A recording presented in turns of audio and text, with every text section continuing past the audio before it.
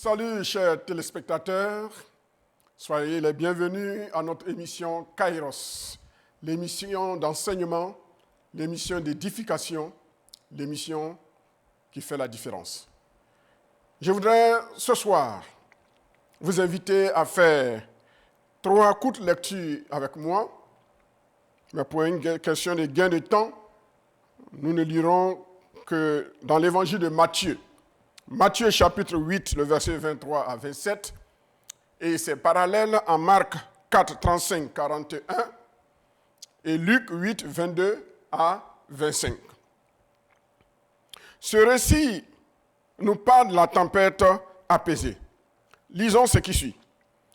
Il monta dans la barque, s'agissant de Jésus bien sûr, et ses disciples le suivirent. Et voici, il se leva sur la mer une si grande tempête que la barque était couverte par les flots. Et lui, il dormait. Les disciples s'étant approchés, le réveillèrent et dirent, « Seigneur, sauve-nous, nous périssons. » Il leur dit, « Pourquoi avez-vous peur, gens de peu de foi ?» Alors il se leva, menaça les vents et la mer, et il y eut un grand calme. Ces hommes furent saisis d'étonnement. « Quel est celui-ci, disait-il, à qui obéissent même les vents et la mer ?» Dans d'autres évangiles, Jésus dira « Silence, tais-toi !» Et la tempête se calma.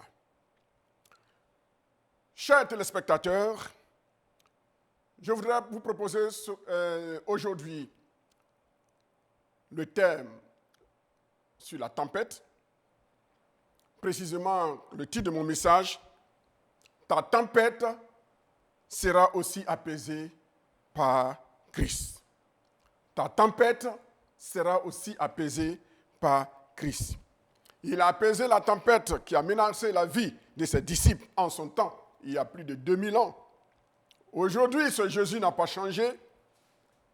Il est encore capable et il est encore prêt pour menacer les tempêtes dans nos vies. Chers téléspectateurs, je crois que vous êtes confortablement assis comme des princes et des princesses pour écouter un messager du roi des rois. Ce récit présente dans les évangiles de Matthieu, Marc et Luc une fenêtre sur la nature de Dieu et la nature humaine de Jésus, tout en révélant des vérités profondes sur la foi et la confiance que nous sommes appelés à placer en Dieu face aux épreuves de la vie. Situé sur la mer de Galilée, une région connue pour ses tempêtes soudaines et violentes, cette histoire illustre une confrontation dramatique entre les disciples effrayés et la puissance souveraine de Jésus-Christ, le roi des rois. Alors que les vents hurlent, alors que les vagues menacent de submerger la barque des disciples, malgré leur présence à côté de Jésus, ses disciples sont pris de panique. Le stress, l'angoisse, le désespoir les gagnent. Ils succombent à la peur, ils succombent au désespoir. C'est dans un tel contexte de chaos, de panique généralisée et de terreur que Jésus, sereinement endormi au début du récit, se lève pour calmer la tempête d'un simple commandement à travers une seule phrase. Silence, tais-toi. 3 mots qui changent la donne. Oui, ce Jésus dont nous allons parler ce soir n'a pas changé. Avec une seule phrase de 3 mots, il est capable ce soir, aujourd'hui, de calmer ta tempête. Ce miracle spectaculaire est bien plus qu'un simple récit de puissance. Il sert de leçons pratiques, il sert de théologie biblique, il sert de théologie pratique vivante pour nous enseigner sur la présence de Dieu à nos côtés, au milieu de nos tempêtes, dans nos vies de tous les jours. Les disciples ici représentent l'ensemble des croyants, des chrétiens que nous sommes, confrontés aux mêmes questions cruciales que constituent les problématiques de la vie, à savoir comment réagir face aux crises et aux incertitudes de la vie. Chers téléspectateurs, chers auditeurs, la réponse de Jésus, par son acte et ses paroles, nous enseigne que la foi en sa souveraineté et sa bonté peut, oui, cette fois, peut transformer nos peurs, nos chaos, nos désespoirs en paix. En explorant ces récits, ces trois récits, de façon synoptique, nous découvrirons comment les tempêtes, tant naturelles que spirituelles, sont des occasions suscitées dans la vie, soit naturellement, soit par l'ennemi, pour renforcer notre foi quand nous adoptons la bonne attitude face aux tempêtes, qu'elles viennent de Dieu, qu'elles viennent des hommes ou qu'elles viennent de l'ennemi. Nous verrons comment la présence de Jésus, sa parole et son autorité nous offrent un refuge sûr. À travers cet enseignement, je voudrais vous inviter à une réflexion profonde sur notre propre réponse aux défis de la vie et nous encourager à placer notre confiance en celui qui a le pouvoir de calmer toutes les tempêtes en une seule phrase. Il n'a pas besoin de prier pendant des heures pour calmer la tempête, mais une seule phrase. Silence, tais-toi. Je ne sais pas quelle tempête que tu traverses. Je ne sais pas à quel type de tempête tu es en train de faire face. Je ne sais pas quelle sorte de tempête que vous êtes en train de confronter actuellement dans votre vie. Pendant que je suis en train de parler, tu traverses une tempête. Mais laisse-moi te dire qu'à travers ce récit de la parole de Dieu, tu recevras une réponse. Oui, cet enseignement vous convie ou nous convie à une réflexion profonde sur comment nous devons réagir face aux difficultés de la vie en plaçant notre confiance en celui qui a le pouvoir de calmer toutes les tempêtes. Avant d'aller un peu plus loin, de façon exégétique, voyons de qui est-il question et quels sont ceux qui sont les auteurs. Il est question évidemment de Jésus avec ses disciples. Mais quels sont les disciples qui ont relaté ces faits? Le premier s'appelle Matthieu. Matthieu vient d'un mot hébraïque en hébreu qui est composé de deux mots, Matit et Yahou. Yahou vient de Yahweh, Dieu. Et Matit signifie don, cadeau. Donc Matthieu signifie don de Dieu. Et Matthieu, écrivant à ses compatriotes juifs, leur présente Jésus comme le don de Dieu. Le don qui est capable de calmer les tempêtes, les vicissitudes de la vie, les crises de la vie, les désespoirs de la vie. Quand tout semble mal et que personne ne peut vous aider, il y a une seule personne, un seul Dieu qui s'appelle Jésus. Et Matthieu, Matit Yahou nous parle de ce Dieu fait homme, c'est-à-dire Jésus. Le deuxième auteur, c'est Marc. Marc, son nom signifie, c'est un nom latin, Marcus, qui est une contraction, une forme contractée de Marticus. Ce nom a une origine latine, latino-romaine, et c'est le dieu de Mars. Donc quelqu'un qui est consacré au dieu de Mars, le dieu de la guerre, de la force, de la fertilité, des cultures, etc., dans l'Antiquité romaine. Marc incarne l'idée de force, de bravoure, de courage, de détermination. Voici un homme qui va écrire aux Romains. Et il va leur parler d'un homme qui sort de l'ordinaire. Un homme qui est le leader remarquable, le leader hors pair. Les Romains parlent de leur bravoure, ils parlent de leurs empereurs, de leurs généraux. Mais Marc connaît un général hors pair appelé Jésus. Celui qui a le pouvoir de calmer la tempête.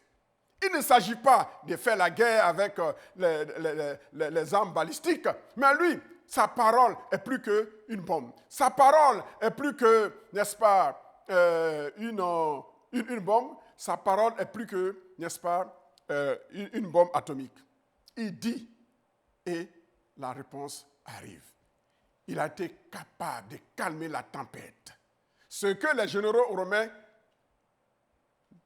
ne pouvaient faire et ne sauraient réaliser. Jésus, cet homme, ce général hors pair, Marc le présente à qui? Pas aux Juifs, pas aux Grecs, mais il le présente aux Romains. Le troisième auteur de notre récit, il s'appelle Luc. Lucas en grec, mais Luc a une origine latine. Et Luc signifie lumière. Ça vient de Lucius. Luc qui veut dire lumière. Lux qui signifie lumière en latin. Donc Luc signifie lumineux, celui qui est clair. Et ce Luc écrit au grec. Et il leur parle d'un homme intelligent, un homme hors pair, un homme qui est un exemple à suivre. Plus qu'un empereur, plus qu'un philosophe. Par sa parole, il dompte les forces de la nature. Quel est le meilleur général? Quel est le meilleur empereur qu'il faudrait suivre?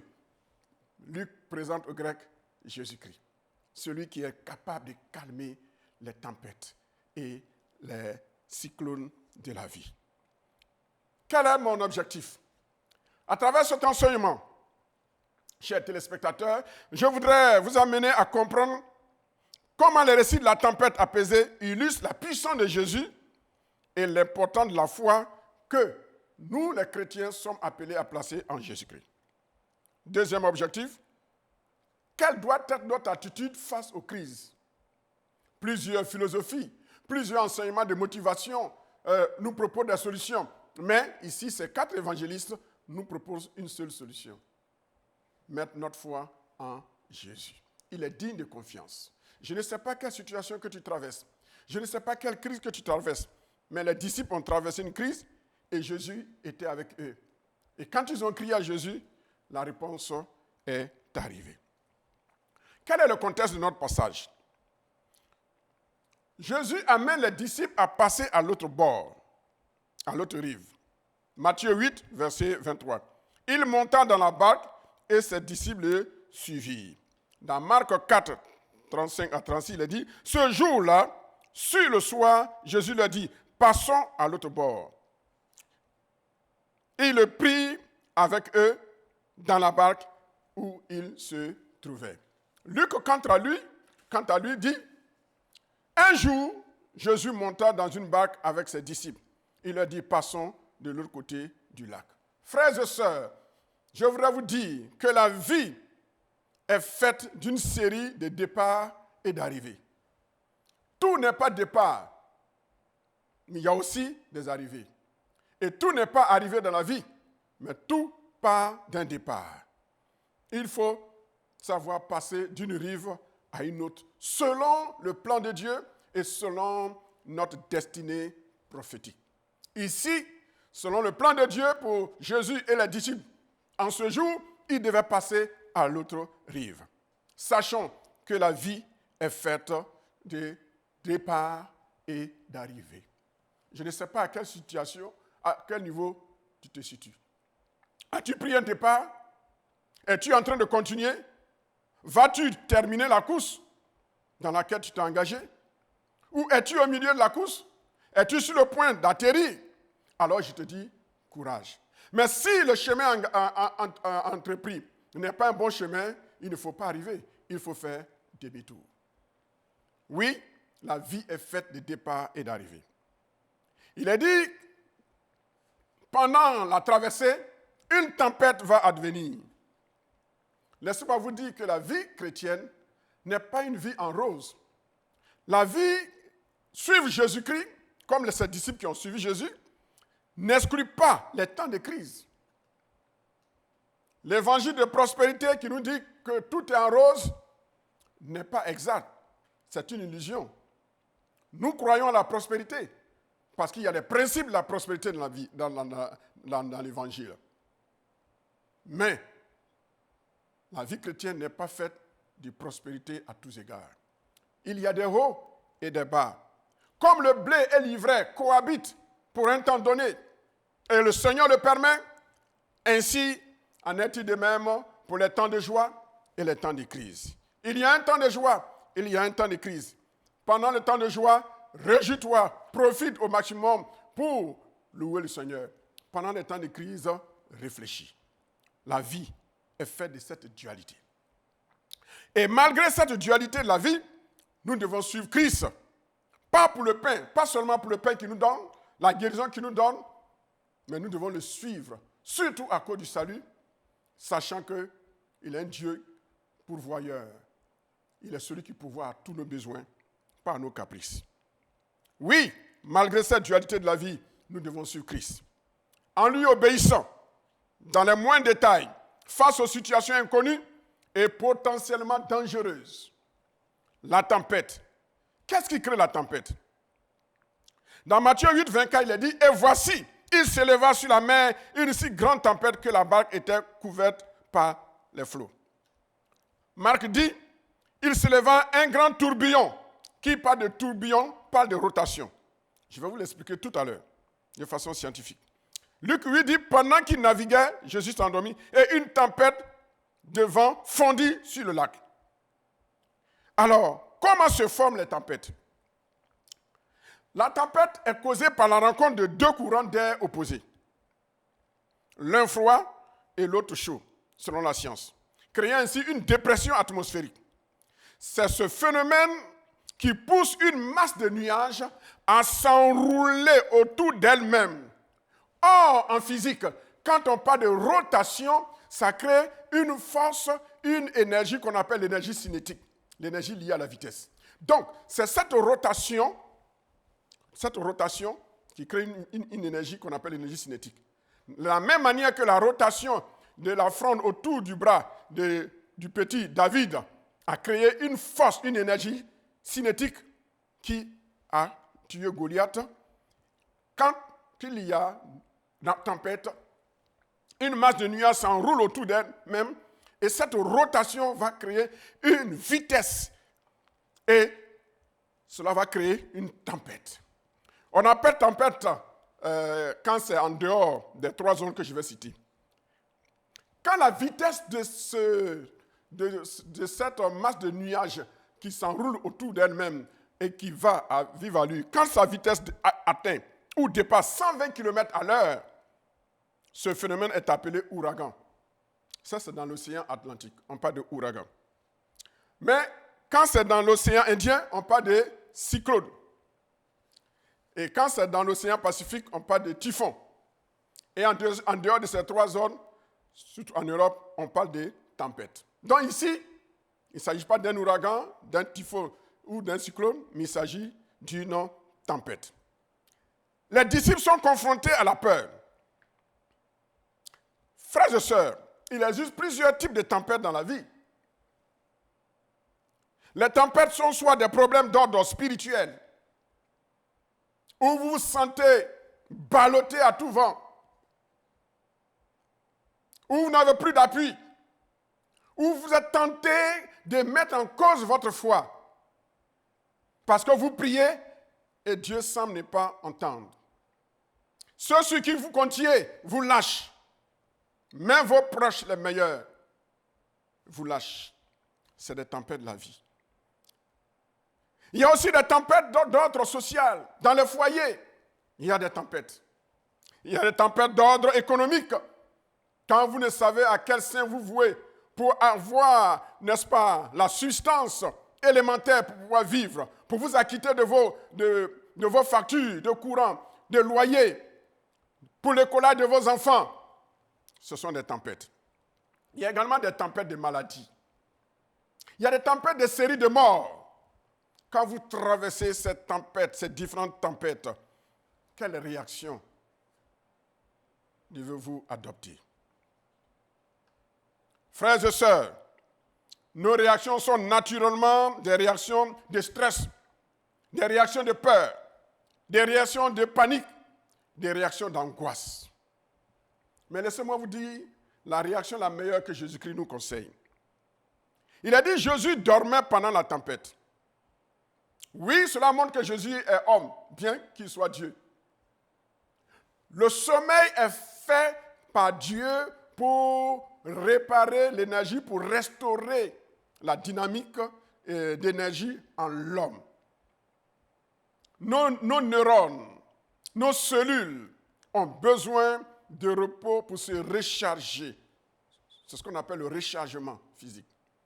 Quand Jésus dort, cela prouve qu'il a travaillé toute la journée. Il y a des paresseux qui ne travaillent pas et ils passent tout le temps à dormir.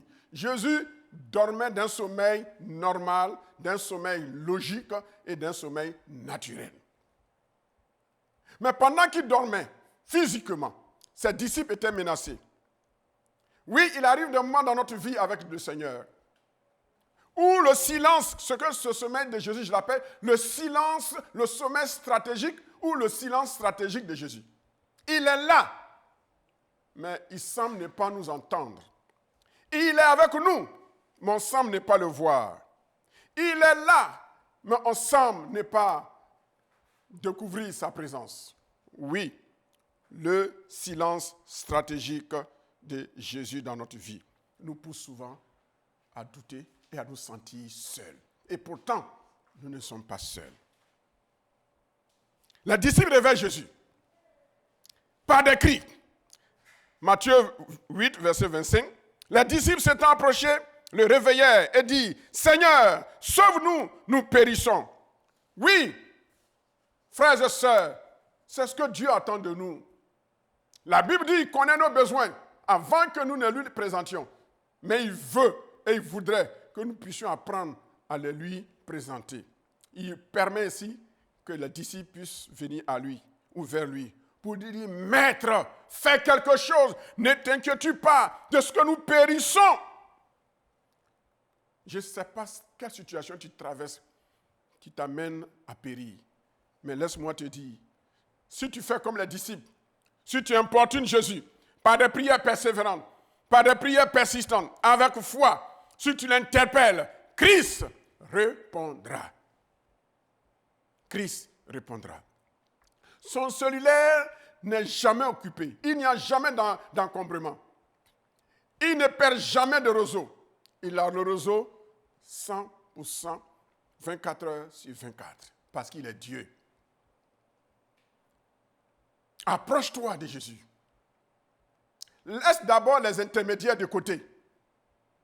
Frères et sœurs, apprenez à laisser les intermédiaires de côté. Ils sont utiles, mais ils ne sont pas indispensables. Mais un seul est indispensable. Il se nomme Jésus-Christ. Allons à lui. Au lieu de passer par trop d'intermédiaires, pourquoi ne pas aller directement à Jésus et le réveiller? Et quand Jésus est réveillé, la Bible nous dit un seul commandement, une seule phrase. Silence, tais-toi. Quelle autorité! Jésus nous enseigne par là que pour faire face aux crises de la vie, il faut utiliser la parole, le logos. Il faut utiliser la parole, le rhéma. Il faut utiliser la parole, les écritures, les graphètes. Dans la Bible, dans le grec, 3 mots pour parler de la parole. Logos, parole en tant que doctrine et une personne. Le rhéma en tant que parole inspirée dans un moment propice pour un but spécifique. Et la parole, les écritures graphées. Chers frères et sœurs, je voudrais vous dire que si vous savez vous appuyer sur cette parole qu'est Jésus, sur ce rhéma qui sort de la bouche de Jésus, sur les écritures, ces graphètes qui sont consignés dans la Bible, nous pouvons faire face aux situations de la vie. Alors vous me direz, pasteur, qu'est-ce que la foi? La foi, la Bible nous dit, la foi vient de ce qu'on entend, et ce qu'on entend vient de la parole de Dieu. La foi, selon Hébreu, est une ferme assurance des choses qu'on espère, une démonstration de ce qu'on ne voit pas. Vous n'avez pas besoin de voir la solution finale avant de croire. Croyez et laissez Dieu utiliser le cheminement. Le cheminement, c'est ce qu'on appelle la démonstration. Et vous verrez la conclusion qui est la réponse. Je voudrais, en application, avant de terminer, vous dire ceci. Jésus n'a pas changé. Quel est ton problème? Quelle est la crise que tu traverses en ce moment précis? Alors, mets ta foi en action. Projette-toi en Jésus. Appuie-toi sur ta parole. Ne crains pas. Crois seulement. Et tu verras la gloire de Dieu. Jésus-Christ ne se demande pas de façon rationnelle, intellectuellement. Jésus-Christ se demande par la foi. Une obéissance. Quelqu'un a dit la foi, F, la foi, une ferme, O, obéissance, I, imitation de Christ. La foi, c'est une ferme obéissance à imiter Christ. Tout ce que Christ a fait, consigné dans sa parole, nous pouvons le faire, à l'exception de sa mort à la croix. Crois en Jésus, crois en sa parole. Approche-toi de lui, mets ta confiance en lui et tu verras sa main agissante. Il n'a pas changé. Je ne sais pas quelle situation tu traverses, mais comme les disciples, approche-toi de Jésus. Dis, Seigneur, fais quelque chose. Je suis en train de périr. Mon foyer est en train de périr.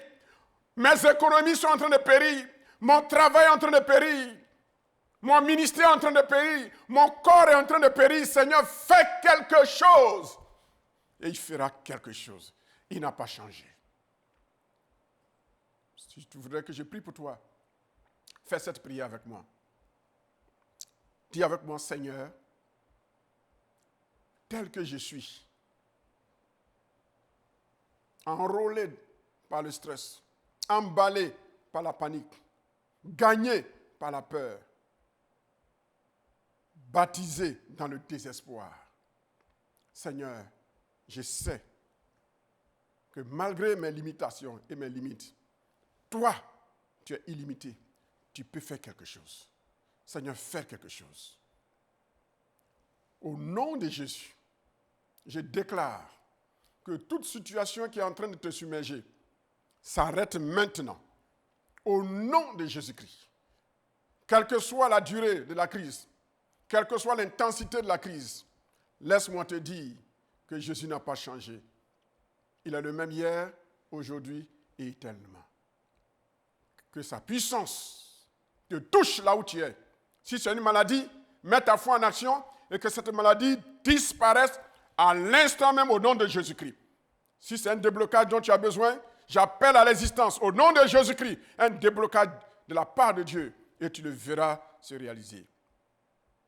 Que la grâce et la paix de Jésus soient votre partage.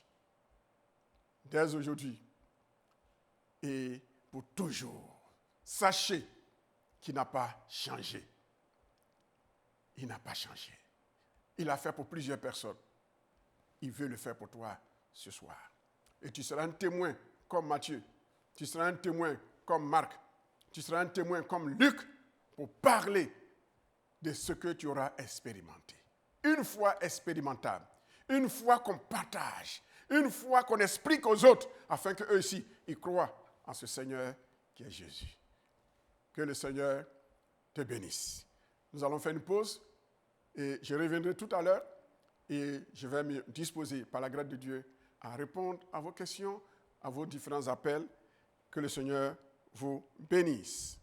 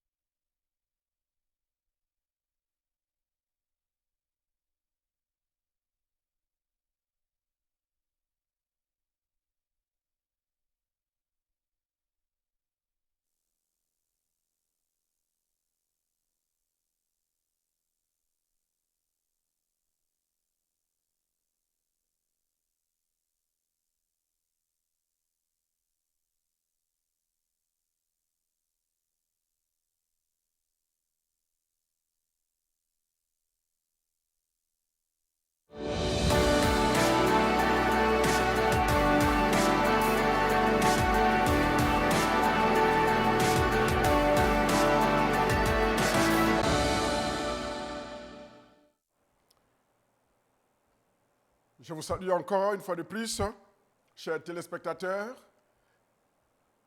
Merci d'avoir suivi ce message. Je crois qu'il vous a fait du bien, qu'il a boosté votre foi.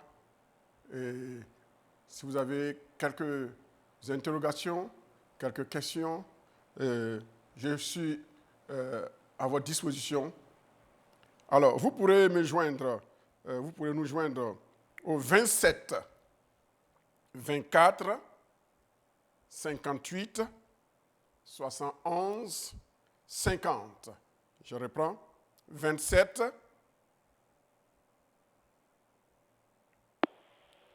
OK. Oui. Allô? Oui, allô? Oui, vous appelez de voix voix, oui? Oui.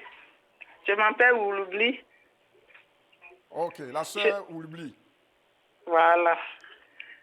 Je suis une AOC.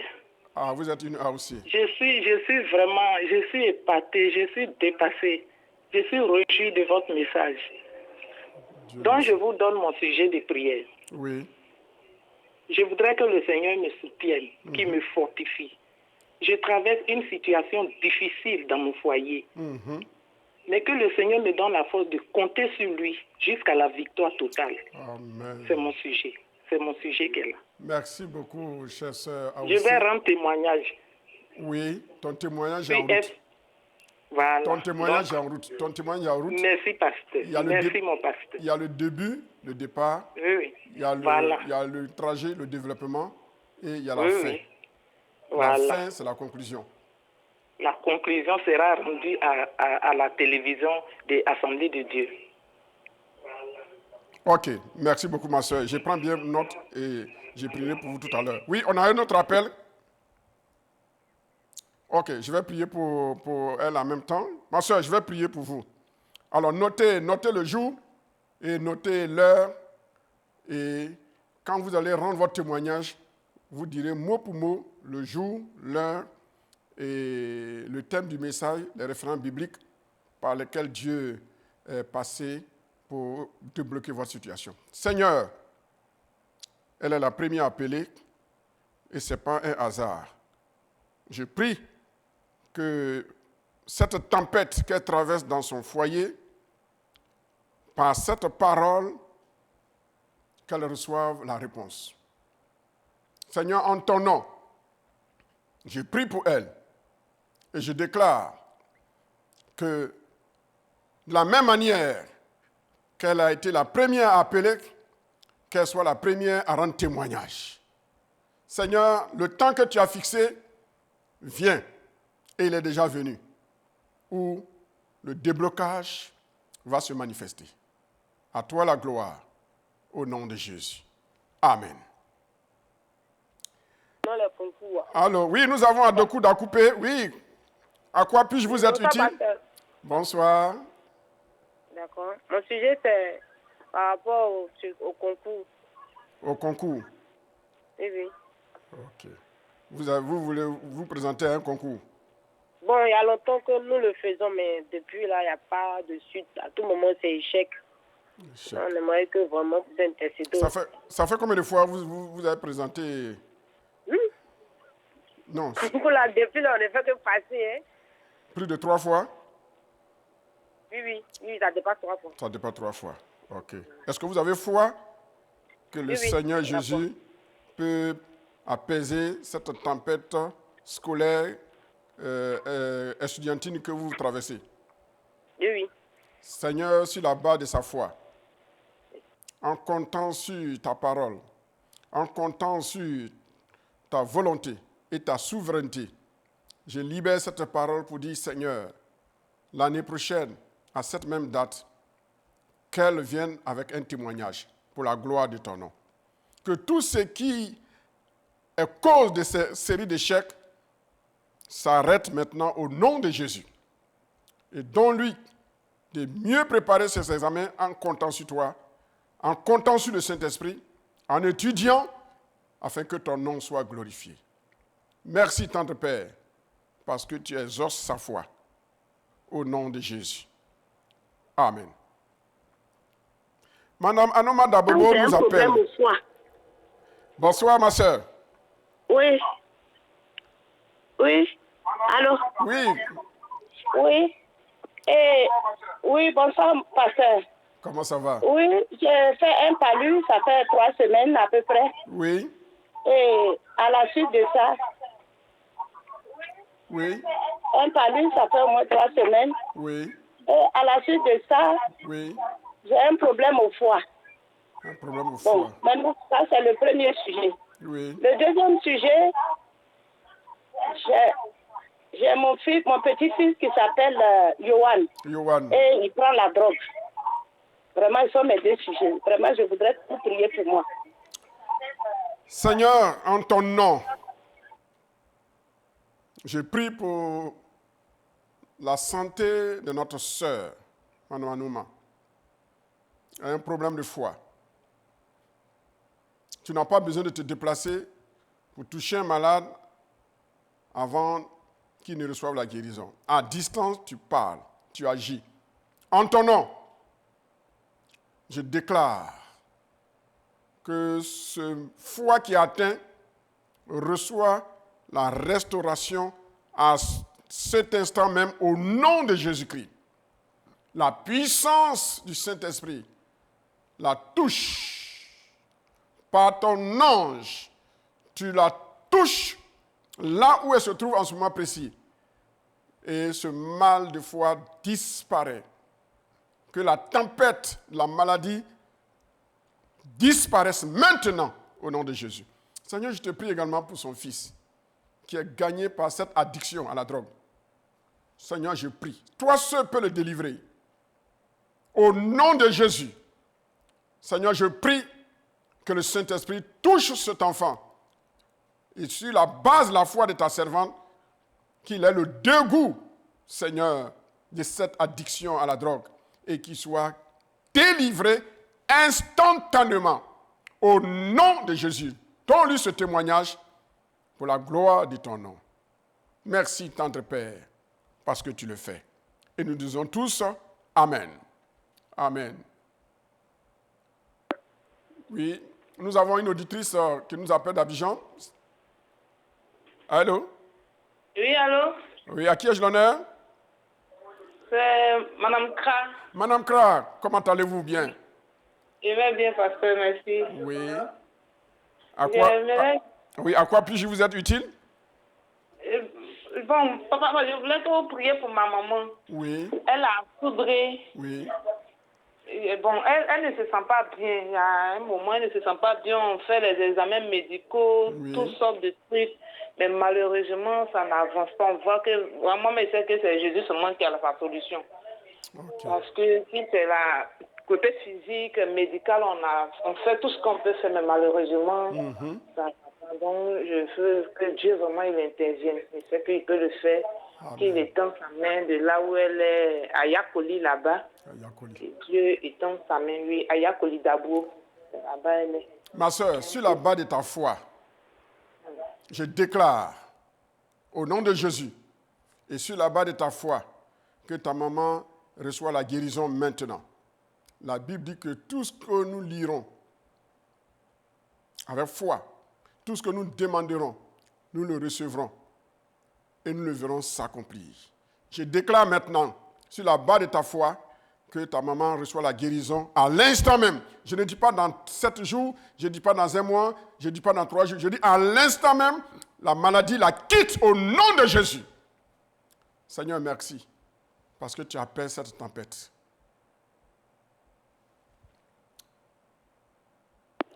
Madame Chantal de Benoît qui nous appelle également. Oui, bonsoir, ma soeur Chantal. Bonsoir, pasteur. Comment allez-vous bien? Dieu fait grâce, ça va. Toujours, c'est le Dieu de grâce. J'appelle de Benoît, c'est par rapport à mon fils. Oui. Qui est malade, ça fait 5 ans. 5 ans. Oui.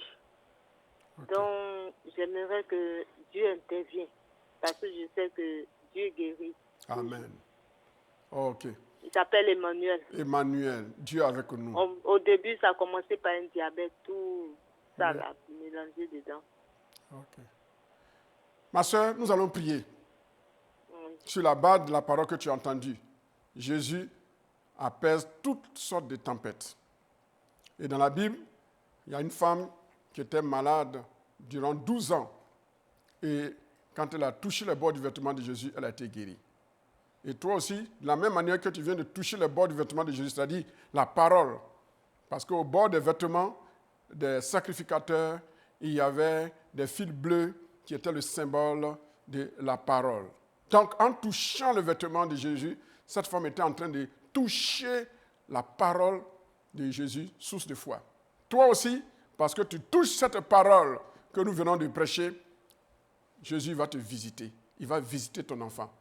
Lève la main et reçois cette prière avec foi en t'identifiant à moi. Seigneur, en ton nom, je déclare que 5 années de maladie, 5 années de tempête, c'est trop. Et ce soir, en ce jour, en cette journée, à 7 heures précises, je déclare en ton nom que cette tempête se calme pour toujours, que la maladie le quitte maintenant au nom de Jésus-Christ. Que la maladie quitte Emmanuel au nom de Jésus-Christ. Et que sa mère puisse rendre un témoignage à la gloire de ton nom sur ces médias de Téléfontaine Vie. Au nom de Jésus-Christ de Nazareth, nous avons prié. Et dit Amen. Ange nous appelle dernièrement. Allô? Oui, allô, pasteur. Oui, comment ça va, Ange?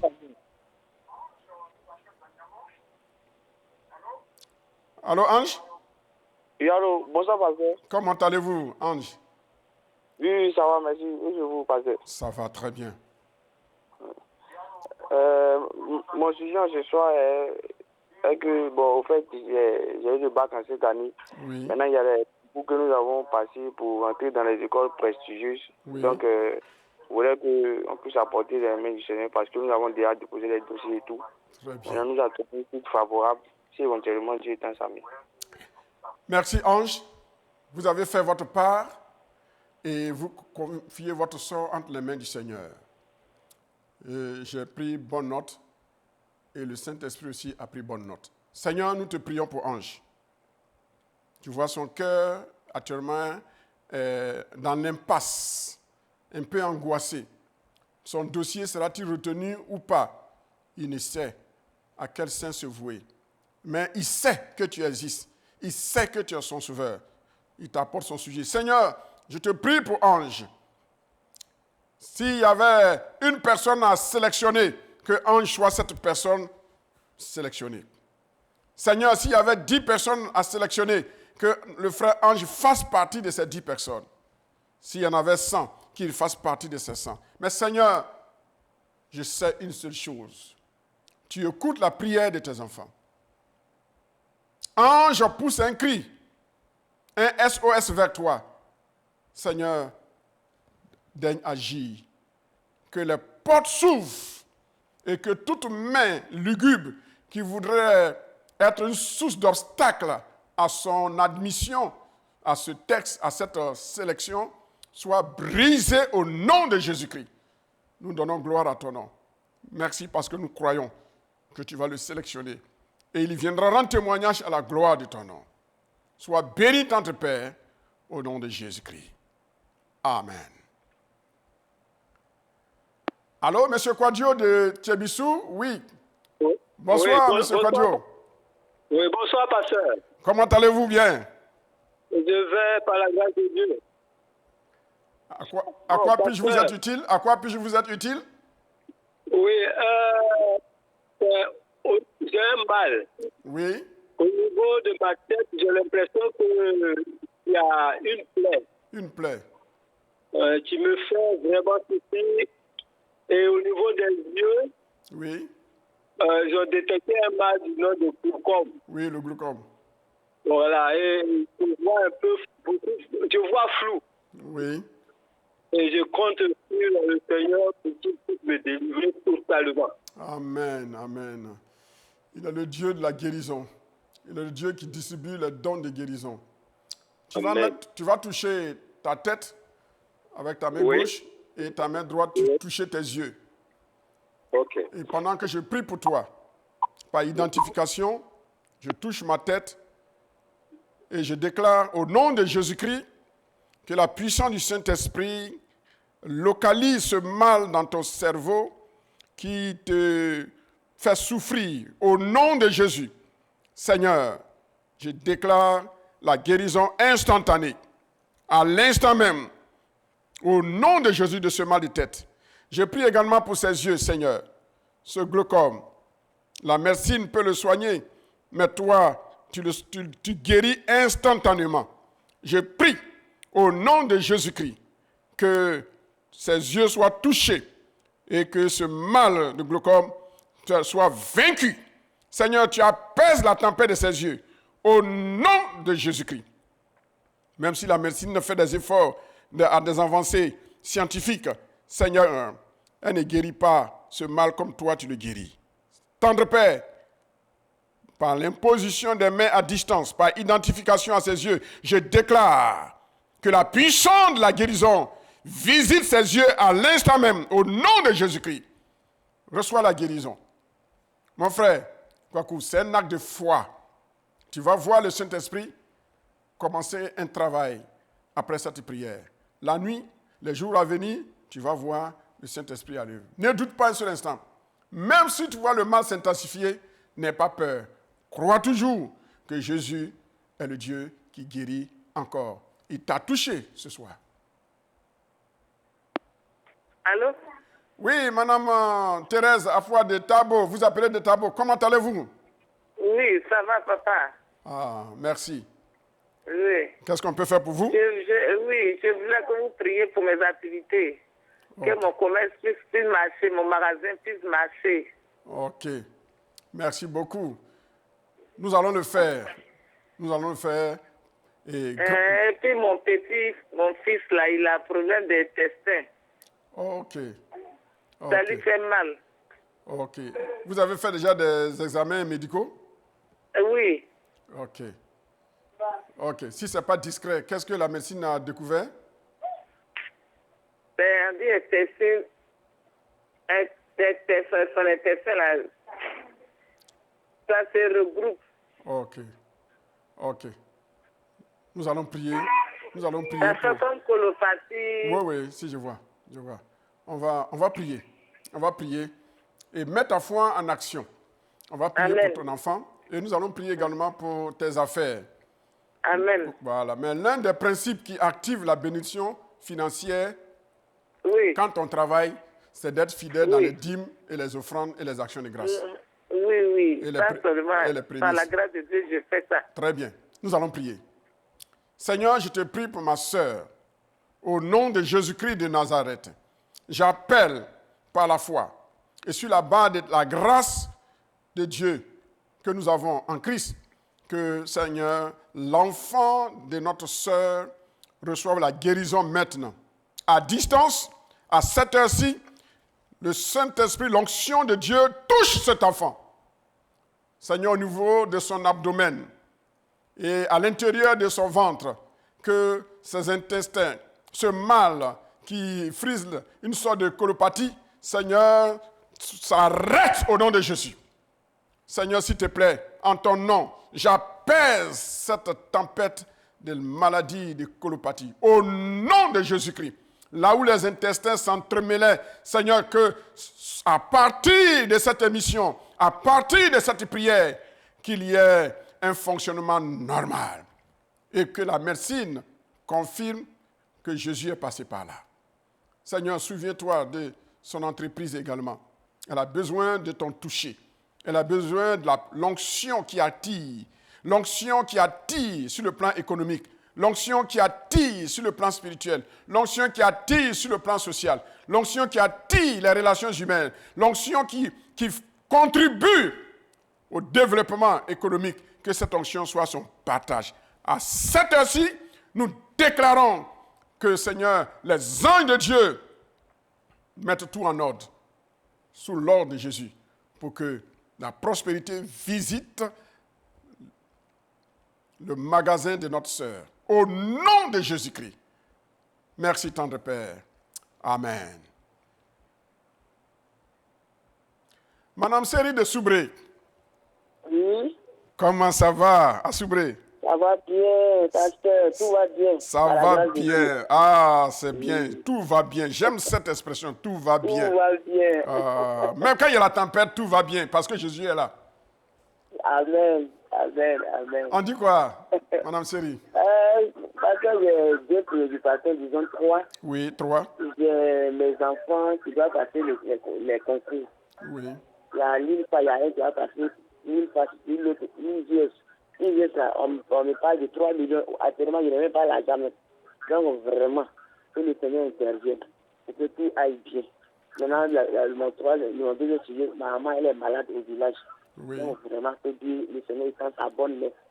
Que vraiment, elle soit guérie. Elle est âgée, Oui. c'est le temps de Dieu aussi, là, et que son nom soit béni. Amen. Donc, on va Amen. tous les deux sujets. Ok. Nous allons prier, ma soeur. Mets ta foi en action et Jésus va apaiser la tempête. Nous allons prier pour le concours de ton enfant. Oui. Voilà. Oui. Et Une fois, c'était l'IGS.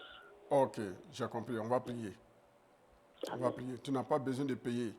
C'est un concours. Voilà. Si c'est des frais, tu payes les frais. Mais en tout ce qui n'est pas frais, n'entre pas dans ça. Dieu, voilà. Jésus fera la différence. Seigneur, je te prie pour notre soeur, son enfant, qui doit passer des concours. Et tu vois la situation, la complexité, la difficulté auxquelles elle fait face. Mais Seigneur, place sa foi en toi. Seigneur, apaise la tempête de ses soucis, de ses inquiétudes. Au nom de Jésus-Christ. Nous prions également pour sa maman. Bien sûr, elle est d'un âge avancé, mais son temps de partir à toi n'est pas encore arrivé. Et la maladie est en train de perturber, une tempête de maladie dans son corps. Seigneur, ce soir, elle a entendu le message sur la tempête apaisée. Seigneur, sur cette base, je déclare que la tempête de la maladie disparaît dans la vie de la maman de notre sœur. Au nom de Jésus-Christ. Saint-Esprit, merci parce que tu touches cette vieille là où elle se trouve au village. Tu la restaures. Et afin que sa communion avec toi soit renouvelée. Et quand son heure de partir viendra, Seigneur, elle ira vers toi dans la paix, dans la joie. À toi la gloire, à toi la louange. Dans le beau et précieux nom de Jésus, notre Seigneur, notre Sauveur. Amen. Amen. Chers auditeurs, chers téléspectateurs, j'ai été ravi de passer ces instants avec vous. Retenez une seule chose. La vie est faite d'une dualité, de début et d'arrivée, de départ et d'arrivée. La vie également est faite aussi de dualité, de joie et de crise. Mais quelle que soit la forme de la dualité qui se présente à vous, sachez qu'il y a toujours une solution. Jésus est la solution. Suivre Jésus-Christ ne signifie pas que tout sera en rose. Il y aura des moments en rose et il y aura des moments de crise. Mais quand les crises adviennent, il faut placer sa foi en une seule personne qu'on appelle Jésus. Pas d'intermédiaire. Jésus-Christ seul. Il suffit pleinement pour résoudre nos problèmes. Cependant, ce Jésus a délégué d'autres personnes qu'on appelle les serviteurs de Dieu, les servants de Dieu, différents ministères par qui il peut passer. Mais c'est lui qui bénit, c'est lui qui guérit, c'est lui qui apporte l'apaisement définitif dans votre vie. Saisissez cette pensée et sachez que, quelles que soient les crises, Jésus est là. N'oubliez jamais de crier à Jésus. C'est votre droit de crier. Et plus vous criez avec la foi, plus Jésus-Christ répond rapidement. Que le Seigneur vous bénisse et j'ai été ravi d'être avec vous. Que Dieu vous bénisse, que cette nuit soit l'une des nuits les plus merveilleuses de votre existence parce que vos tempêtes viennent d'être apaisées par le Christ. Quel secret, quel privilège de posséder cette clé qu'on appelle la foi, la clé qu'on appelle la foi. Merci et à la prochaine.